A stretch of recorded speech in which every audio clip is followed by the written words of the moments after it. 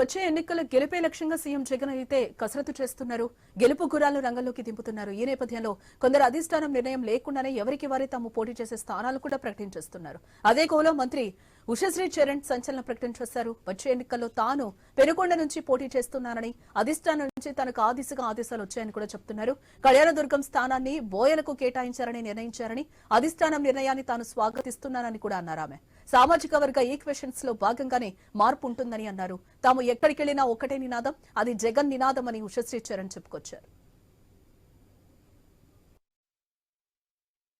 కళ్యాణదుర్గంలో వాల్మీకి సామాజిక వర్గానికి చోటు కల్పించాలి అనే ఒక నేపథ్యంలో ఈరోజు పెనుకొండలో నన్ను పోటీ చేయమని అంటున్నారు. ఖచ్చితంగా పెనుకొండ నుంచి నేను పోటీ చేస్తున్నాం. డెఫినెట్గా ఏదైతే ఈ కళ్యాణదుర్గం నియోజకవర్గంలో నా రాజకీయ ప్రస్థానం అయితే ఖచ్చితంగా కళ్యాణదుర్గంలోనే 2014లో జరిగింది. అపోజిషన్లో ఉంటూ మళ్ళీ రూలింగ్లో వచ్చి కళ్యాణదుర్గం ప్రజలందరూ కూడా భారీ మెజారిటీతో గెలిపించినారు. వాళ్ళందరికీ కూడా ఎప్పుడు కూడా నేను మనస్పూర్వకంగా వాళ్ళకి ఎప్పుడు కూడా కృతజ్ఞతలాగా ఉంటాను.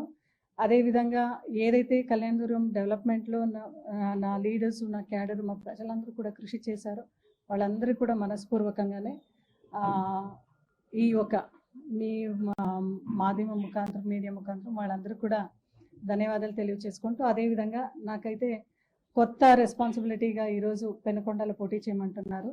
అధిష్టానం ఏమి చెప్పినా దానికి కట్టుబడి ఉంటూ ఖచ్చితంగా మేమందరూ కూడా మా జగన్ సార్ ఏదైతే చెప్తారో, మా ముఖ్యమంత్రి గారు ఏదైతే చెప్తారో దానికి అందరూ కూడా కట్టుబడి ఉంటూ చాలా సంతోషంగానే ఈ కొత్త బాధ్యతను తీసుకుంటూ మళ్ళీ ఏ కాన్స్టిట్యున్సీలో మాకు పోటీ చేయమంటారో, ఏ జవాబుదారీ ఇస్తారో దాన్ని ఫుల్ ఫ్లెడ్జ్గా 100% మనం చేసుకొని వస్తాం. ఎందుకంటే మనం నమ్మిండే సిద్ధాంతం